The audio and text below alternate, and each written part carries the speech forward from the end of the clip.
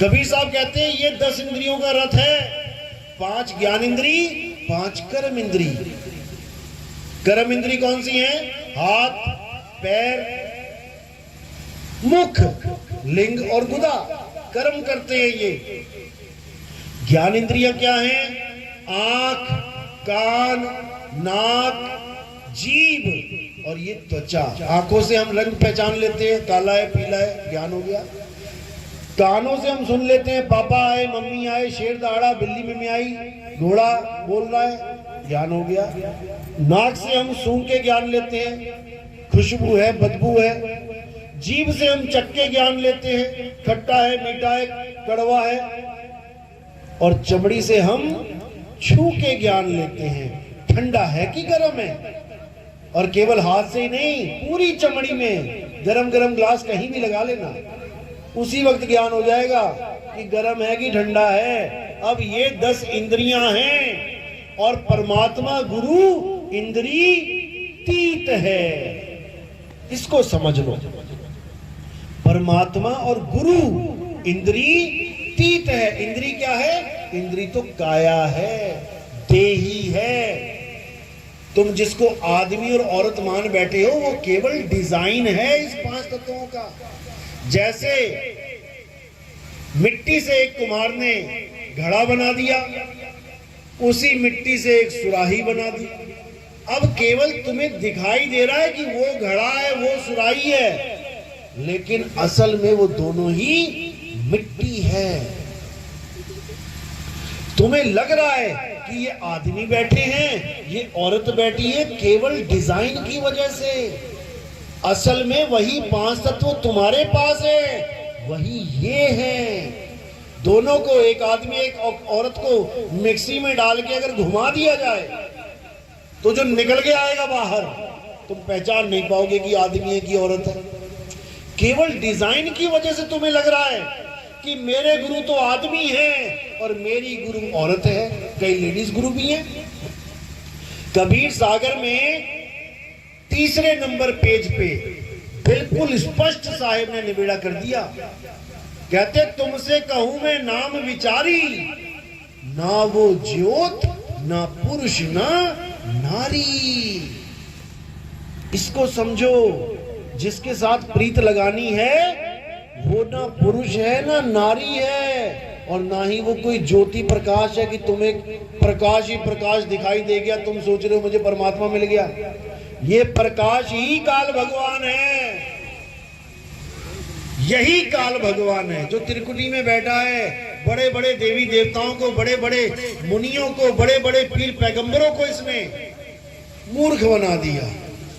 साहिब कहते निज मन करत जहां ठकुराई, सो नैनन पिछवारा है, कर नैनो दीदार महल में प्यारा है।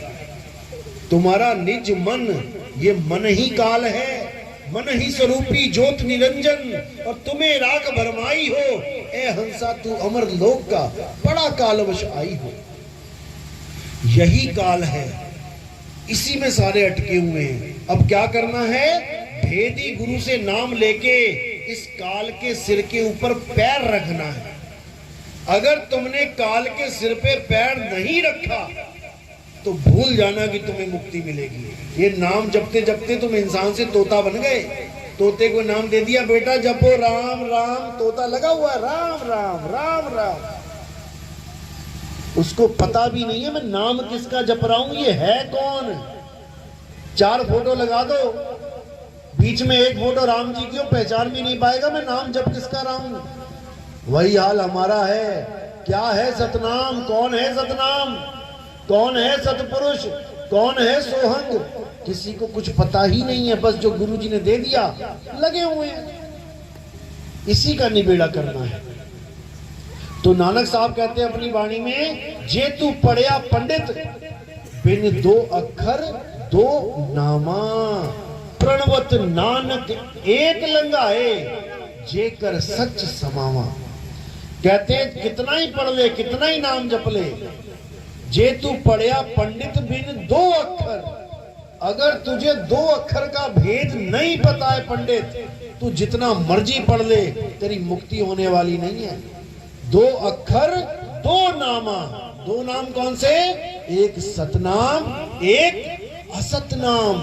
बाबा नानक क्या कहते हुए गुजरते थे गलियों में? सतनाम वाहेगुरु, सतनाम वाहेगुरु, सतनाम। ये कोई जाप नहीं था कि सारे जपने लग गए सतनाम वाहेगुरु, सतनाम वाहेगुरु। ये एक संकेत है कि जो गुरु तुम्हें सतनाम दे दे, वाह वाह, क्या किस्मत तुम्हारी जो ऐसा गुरु मिल गया। वाह गुरु जो तुम्हें सतनाम दे गया। सतनाम दे गया मतलब ये नहीं कि सतनाम जपवा गया, छोड़ो इसको। ये तो तुम इसलिए जप रहे हो क्योंकि तुम्हारे कान है। अभी कोई बहरा आ जाए उसको तुम 100 बार सतनाम बोल दो, वो सुन ही ना पाएगा तो जपेगा क्या? फिर उसकी मुक्ति कैसे करोगे? इसीलिए समझना है, वरना ऐसे ही परेशान करोगे आगे लोगों को। जैसे ही आ गया 84 में जाना पड़ेगा। इंसानी चोला एक बार मिला है, 1,84 भटक के पौ पे अटके आए। पौ यानी माया। इस वक्त सबसे ज्यादा प्रबल माया किस पे जाल बिछा के बैठी है? 1,84 पे या आदमी पे? गाय सतयुग में नंगी घूमती थी तो कलयुग में क्या स्वेटर पहनने लग गई? बंदर सतयुग में नंगे घूमते थे, कलयुग में क्या हेलमेट लगा के घूम रहे बाइक पे, कपड़े पहन के?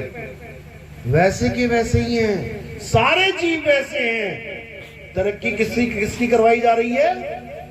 केवल इंसान की। क्यों करवाई जा रही? कारण क्या है? क्योंकि ये भाग सकता है, इस जेल को तोड़ सकता है विवेक के द्वारा। इसको परमात्मा ने विवेक दिया है। ये चाहे 1,84 जून को खत्म करके मुक्त हो जाए, लेकिन इसको इतने जाल में बुन दिया है। तेरा बेटा, तेरी बेटी, तेरा बाप, तेरे बच्चे वो क्या खाएंगे, तेरे पोते क्या खाएंगे, उसको भी लूट ले, उसको भी लूट ले, उसको भी लूट ले। इसी में बेचारा हाय हाय करता करता बुढ़वा होके एक दिन मर जाता है। एक चवन्नी भी लेके नहीं जा सकता। ये माया का प्रबल जाल है केवल इंसान के ऊपर। बाकी सब वैसे के वैसे ही हैं, केवल इंसान तरक्की पे तरक्की कर रहा है। क्योंकि काल भगवान को पता है कि बेटा ये निकल सकता है, इसको और सहूलत दो, और ऐश करवाओ, और हवाई जहाजों में घुमाओ, और बढ़िया गाड़ी से कारें दो, और बढ़िया बाइक लेके आओ, और मोबाइल बढ़िया से बढ़िया दो। इसी में सारा दिन लगा रहे। मोबाइल तो लिया ऊपर से व्हाट्सएप ग्रुप पे दे दिया, और ग्रुप बनाओ, और झगड़े करो, और दिन भर बक बक करते रहो। समय बर्बाद करवा रहा है तुम्हारा। क्योंकि ये समय इतना अनमोल है कि तुम सोच भी नहीं सकते। ये आत्मज्ञान को पाने की आखिरी सीढ़ी है। इस सीढ़ी में जो निकला कहां से? इन 9 दरवाजों से। आंख से अगर तुम्हारे प्राण निकल गए, कान से तुम्हारे प्राण निकल गए, नाक से तुम्हारे प्राण निकल गए, मुंह से तुम्हारे प्राण निकल गए, लिंग और गुदा से तुम्हारे प्राण निकल गए, तो तुम दुर्गति को प्राप्त हो जाओगे। तुम्हारी ऐसी हालत हो जाएगी कि तुम्हारा कुछ नहीं बचेगा। और जो गुरुआ लोग हैं वो जब शरीर छोड़ेंगे तो उसके लिए क्या बोला साहिब ने? अरे झूठा गुरु अजगर बना, 1,84 जाए और सारी संगत चींटी बनी, तोड़ तोड़ के खाए। क्यों? गुरु ने अपना जन्म तो बर्बाद किया 52 अक्षर के चक्कर में, चेलों का भी बर्बाद कर दिया। अच्छा डॉक्टर हो, इलाज बढ़िया करे, सम्मानित किया जाता है। और नीम हकीम खतराए जान, तुम्हें पकड़ा दी गोली और तुम्हारा हालत खराब हो गई, मर गया घर का मेंबर, तो कौन उठाने आता उसको? ससुराल वाले आते हैं। कौन खोल के बैठा है ये दुकान? भले सारा समाज उसको डॉक्टर जी कह रहा है, लेकिन डॉक्टर जी को गले से पकड़ के अदालत में पेश किया जाता है। फिर कहां गई तेरी डॉक्टरी? फिर कहां गई तेरी गुरुवाई? जब तुझे उठा के 84 में घोष दिया गया, तब कौन सा चेला आएगा तेरी आरती करने के लिए? गधा बनके कुमार की मिट्टी ढोनी पड़ेगी और पीछे से पड़ेंगे डंडे। तब क्या मिल जाएगा? आज तो मान बढ़ाई में, अहंकार में झूमता फिर रहा है, मैं तो गुरु बन गया, मुझे तो गद्दी मिल गई, कमेटी वालों ने मुझे चुन लिया। अरे मूर्ख, कभी कमेटी भी चुनती है गुरु को? कभी कमेटी भी चुनती है गुरु को? 50% गुरु ऐसे बैठे हैं जो कमेटियों ने चुन चुन के बैठा रखी है। कठपुतली हैं वो कमेटियों के। गुरुजी आज वहां सत्संग करना है, आज तबीयत ठीक नहीं भैया, वहां ज्यादा चंदा चढ़ेगा, जाना पड़ेगा आपको। अब भैया बेचारा जाके दुखी मन से बैठ गया वहां पे, कमेटी के आगे कुछ बोल ही नहीं सकता। ये हाल हो गया है। गुरुवाई का मतलब ये ना समझ ले कि मैं तो परमात्मा बन गया। गुरुवाई का मतलब है तेरे ऊपर जिम्मेदारी पड़ गई है इन जीवात्माओं की। अगर तूने इनको गलत रास्ता दे दिया तो समझ ले तेरी ऐसी 84 हो जाएगी कि तुझे कोई ना बचाएगा। इसलिए साहिब ने बिल्कुल स्पष्ट बोला, जिस गुरु से भरम ना मिटे और भ्रांति जीव की ना जाए, सो गुरु झूठा जान के त्यागत देर ना लगाए। केवल महिमा ही नहीं गाई है गुरु की कि गुरु गोविंद दोनों खड़े काके लागू पाए। सारे गुरु गोविंद से बड़े हुए पड़े हैं आजकल, सारे गोविंद से महान हुए पड़े हैं। अरे कुछ करके भी तो दिखा दो, 4 सवालों के जवाब तो देके दिखा दो, उस नियक्षर का ज्ञान तो बता के दिखा दो। ये 4 अक्षर, चंद अक्षर पकड़ा के तुम गुरु बन गए, यही अज्ञान है। इसलिए साहिब ने बोला है, सत्य सत्य का करे निबेड़ा और कहे कबीर सो हंस है मेरा। मेरा वो है जो सत्य और असत्य का निबेड़ा करे। सत्य क्या है? आत्मा ही सत्य है और वो परमात्मा हम सबकी आत्मा में विराजमान है। कोई ये ना सोचे अकेला गुरुजी के पास परमात्मा है, हमारे पास नहीं है। घट घट मेरा साईया, इसको ये चाहिए। घट घट मेरा साईया, सुनी सेज न कोय और बलिहारी व घट की, जिस घट प्रगट होए। कई बार ऐसा होता है गुरु के प्रकट नहीं होता है और चेला प्रकट कर लेता है, ऐसा भी होता है। उसको क्या बोला? अरे गुरुजी गुड़ रह गए, और चेला शक्कर हो गया। ये नहीं मानेगा कोई गुरु, ये कभी नहीं मानेगा, क्योंकि गुरुवाई अहंकार उसके अंदर ठूस ठूस के भर चुका है। याद करो वो दिन जब वही गुरु घर से निकला था परमात्मा को पाने के लिए कि हे मेरे मालिक, मैं ये सफेद चोला धारण कर रहा हूं आपके लिए, मुझे दर्शन देना मालिक। चला गया किसी आश्रम में संत बन के या भगत बन के, अब रहा आश्रम में, थोड़े दिन बाद पता लग गया अरे भैया परमात्मा परमात्मा कुछ नहीं होता, यहां तो गद्दी की लड़ाई है, जो गद्दी पे बैठ गया वही परमात्मा है। अब बेचारा परमात्मा को तो क्या पाना था, अब लगा दौड़ने गद्दी के पीछे, अब लगा षड्यंत्र बनाने, कैसे करके गद्दी हथिया लूं, और बेचारा उसी गद्दी में खटमल बन के लोगों को परेशान करेगा। तो इसीलिए कोई गद्दी वद्दी के चक्कर में कभी नहीं पड़ना। परमात्मा गद्दियों से नहीं मिलता, परमात्मा मिलता है मन को निर्मल करने से। कबीर मन निर्मल भया जैसे गंगा नीर, और पाछे पाछे हरि फिरे। कहे कबीर, कबीर कहते जिसके पीछे तू फिर रहा था अब वो तेरे पीछे फिरेगा, लेकिन उसके लिए तुम्हें ये मन निर्मल करना पड़ेगा।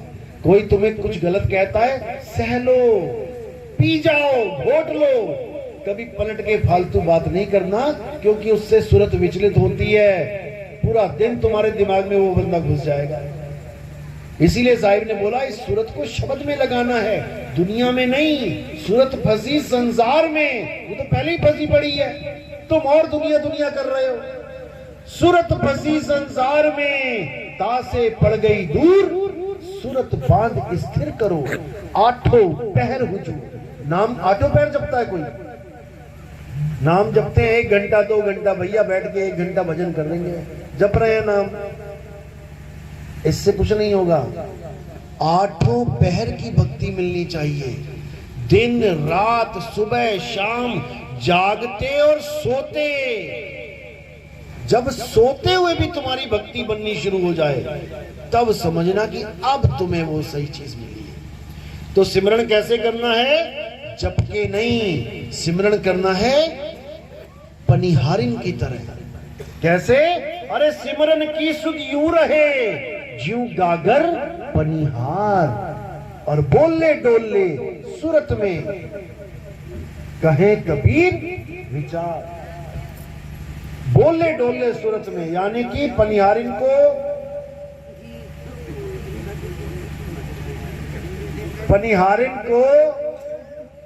कोई नाम जपने की जरूरत नहीं है।